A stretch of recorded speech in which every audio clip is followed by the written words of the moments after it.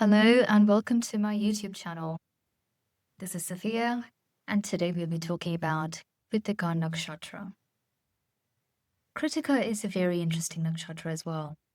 First, what we have to understand is that each nakshatra flows seamlessly into the other one. So one story is not completely detached from the other. Okay. So let's start by understanding that the location of this nakshatra is 26 degrees 40 minutes of Aries, and then it moves into Taurus and ends in 10 degrees of Taurus. So after the overlords has sort of perfected Kundalini energy with Bharini nakshatra, if you believe in overlords, they released it into the universe. A new sort of energy was born. Far into the cosmos, two very different kinds of stars exist. One of them is Algol. It is the most feared star in our galaxy, notorious for its reputation as the murder capital of the Milky Way. So it's not an easy energy by any means. And then we've got Alicyone. However, it is very, very benevolent, belonging to the savior clans of our neighborhood, the Pleiades. In the Vedas, Lord Kartikeya is the god of war and beauty. Very odd, because there's nothing beautiful about war. And yet, in the Bhagavad Gita, Lord Krishna happily led his friends into warfare, the echoes of which still reverberate through the pages of spiritual history. Act first and think later was his philosophy. We have made an art of war with hues of tragedy and beauty spread thinly across the canvas.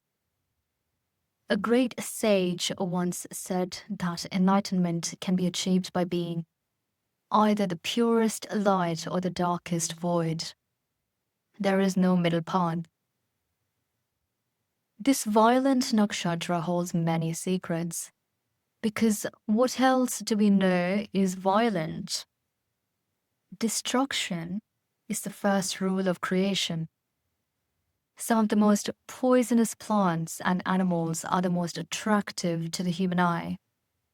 There are many things in nature that will kill you, and yet in homeopathic medicine, you are microdosed with poisons 3 times a day so that your body can heal. Characteristics of Kritika natives is something to really watch because of these two massively different stars. So Kritika toes a fine line between two worlds. This nakshatra is ruled by the sun, and the element is fire. If you haven't guessed already, natives of this nakshatra are beautiful, but in a really cutting sort of way. Their charm is inescapable. They possess sharp intellect, which when expressed, spreads like wildfire. They have a massive appetite for knowledge. Natives of these stars have pride, and they can become really popular as well. They enjoy very healthy bodies, they like keeping fit, and are highly competitive and ambitious. They can be impulsive with a big ego as well, so that's also something to watch for. Aggression and passion define their actions, often starting with their speech. They are fast talkers, so they can jump head first as well into a fire. Act first, think later is their motto. Firefighters, military personnel can be good professions for such natives. They're often quick to criticize when they see something is not right, and their words can cut like blades. And that is one of the symbolism of Kritika Nakshatra is a blade. People often avoid Kritika Nakshatra natives for fear of being told off. Their version of truth, tends to rage like a wildfire around them. But this nakshatra has a lot of deeper dimensions. First of all, it's a rajasic in nature, which means it's highly active, has lots of passion, and it's got a rakshasa guna. So demonic qualities can rear their ugly heads, especially under threat. But knives can be useful if applied correctly. When they develop compassion for people, they will dedicate their entire lives to their cause. Everyone needs a friend from this nakshatra because they will go to battle for you. They will look out for you when you are lost. They will tell you off when you've gone off the deep end. So be ready for reality as it is with these beings. The element of this nakshatra is fire. Fire can burn, but it also generates a lot of heat. Fire within the body is represented by our digestive system. And we all know that the digestive process is tricky balance between health and illness. Just like fire burns away all impurities, the Kritika natives are highly intolerant of imperfection, projecting tough exteriors with an underlying softness that is hard to detect. Women of this nakshatra often bear the brunt of responsibility within their families and get the task done. But these natives can have a tricky relationship with karma. They can either use their powers for good or use it for evil. Whatever they must choose becomes their blessing or their burden in the next nakshatra that follows. Because remember, no nakshatra is independent of the other. It is a zodiac cycle that bleeds into each other. These natives are also very straight in terms of talking, very straight talkers, so they tell the truth, because unbridled power doesn't always account for consequences, and that is where they get in trouble as well. There are some interesting celestial influences that make up the energy of Kritika. It is said that when the Vedas were being written, the moon was in Kritika Nakshatra. The moon is exalted in this nakshatra, but specifically within the Taurus side of this constellation, not the Aries. So the moon being in Kritika Nakshatra when the Vedas were being written tells us quite a lot. Because the symbolism of Kritika is the blade. It's very good at dividing, cutting through the sky. So it divided through the sky and we have the knowledge of astrology the way that we do now.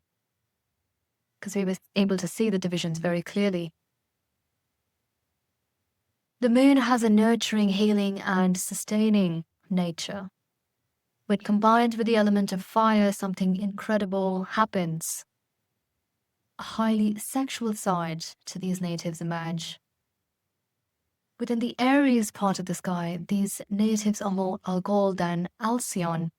They fight, act fast, and can draw attention to themselves. They also make for formidable leaders. In the Taurus part of the sky, things get a bit complex. Taurus is ruled by Venus. The moon's qualities manifest better here. Natives go after power to grow a legacy. They can be hard workers and often use work as an escape. They can gain affluence through business.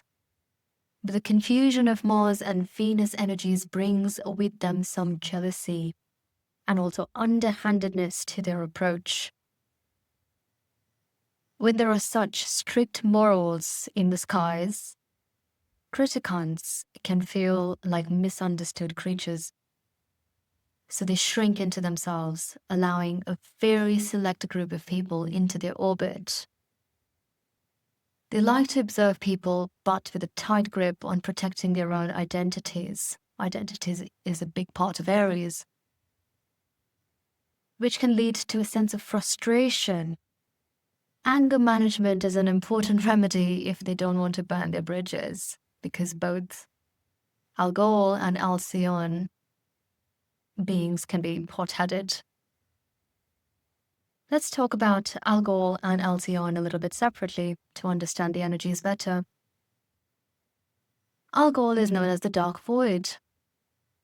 It's a star located in the constellation of Perseus.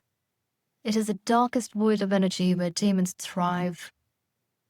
Beings from the star foster war, murder, rape, torture, killing for sport, and violence in all forms. Some even inconceivable to our little brains. Shall I go on? This star is a void that sucks in the light and morphs it into something we'd call really ugly.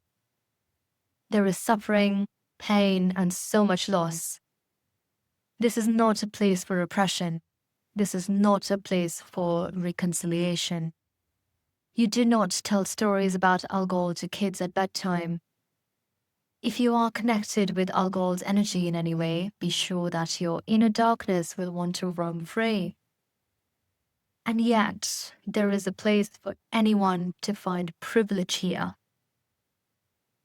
Because with all this destruction comes a sense of power. This is where one can go from pauper to prince. Look at how royalty emerged in our world. We all know what is involved in conquering anyone or anything. Kritika is symbolized by a sharp blade. It cuts away anything that doesn't serve its purpose. And yet, there is enlightenment budding at the edges of that infested pond. You cannot know light without the dark. The universe is built on both forces keeping each other in check. Yin meets yang and they chase each other's tails for eternity. We must all meet our inner demons at some point, whether in this life or the next, so get ready. Many of us have contemplated all that Algol represents even without ever acting upon it. Because society wouldn't sanction murder even if it was to protect someone we loved. But at Algol, beings wouldn't even blink an eye. Who is to police you when there is none? I paraphrase Friedrich Nietzsche, the great German philosopher who said that morality is a trait of the weak-minded that chokes off a genuine human achievement. This is what anyone from Algol would think. Now let's talk about Alcyone, known as the Paradise. Alcyone is the central star of her beloved Pleiades. And who doesn't love the Pleiades on planet Earth? Home to the Seven Sisters, this is mankind's oldest story that dates back 100,000 years in time. In myths around the world, the Pleiadians are refugees of the ancient Lyran-Draco wars. They were the wives of the Saptarishis, or the seven sages, who were the ultimate devotees of Lord Shiva. The sisters fostered Lord Kartikeya, the son of Lord Shiva, and fought hard to protect him. They're motherly figures, but highly aggressive when it comes to protecting others. Single and or foster parents are often seen, with Kritika Nakshatra prominent in people's charts. In other tales, they were the daughters of Titan Atlas, who wanted to protect his daughters from the great hunter of the skies, Orion. Over eons, many wars have been fought in Orion. The Pleiadian beings have tried to assist with ending the wars. As a result of their misplaced benevolence, Pleiadians had one of their stars annihilated by the Orion militia. This is why we only see 6 stars in the sky today, as opposed to 7. But who are the Pleiadians? It is believed that these beings from the Pleiades have been assisting Earth's evolution for eons with the highest compassion for mankind. It is also said that Alcyone may be our great central sun, meaning it could be a binary star of our solar system. We may just belong to each other. Pleiadians are highly sought after beings throughout the cosmos. They're stunningly beautiful creatures who only fight to protect. Their intelligence is sharper than blades. The planets are affluent, and they have high manifestation powers. They're refugees of many wars fought in the skies, so their compassion for others is infinite. But they accept no shadows. This is where it gets spiritually complex. And this is also where Lord Kartikeya takes his highest expression of the god of war and beauty to really, really opposing forces. The crux to the spirituality of a Kritika native lies in the triggering of their Kundalini energy, which lies dormant at the very base of their spine. When the fire of Kundalini takes hold, it runs unbridled. It is well known that the warfare leads to a trail of dead bodies. Women, children, or anyone weak enough to be left behind will in fact be cut loose. Natives of this nakshatra can experience loss of legacy, separation, divorce, and emancipation. As I said earlier, many single parents are born of this configuration. But here's the irony. Sometimes the very thing that protects us often also punishes us. The sharpness of this energy is conducive for intellect but not for love. Yet natives often act first and think later. Now, why on earth would Lord Krishna preach something so reckless in the Gita? After all, thoughtless action is foolish. Krishna's primary quality is sustenance of the universe. If we do not have enough action takers, the simulation falls apart. So, Krishna is quite intelligent in suggesting something like that. Because he knows karma equals creation, and creation equals more karma. This is also where matters get deeply spiritual. As quoted earlier, enlightenment is not a balancing act in murky grey waters. In fact, it is blindingly black and white. This is where natives of Algol and Alcyone win big. Because we live in a Rajasic universe where subatomic particles experience an uninterrupted flow of energy. So black and white factions are rare. Shockingly enough, Algol is closer to enlightenment than Alcyone, if you can believe it. Pleiadians, on the other hand, have had their feet wedged between two doors of free play and light. Not being able to accept their shadow really hurt their spirituality in the past. Unless other combinations support the chart, a prominent Kritika Taurus native will struggle with the balance of sustainability. And this is where we talk about their ultimate spiritual secret. Combination of the extremes of the energies of the two stars makes for an interesting resolution indeed.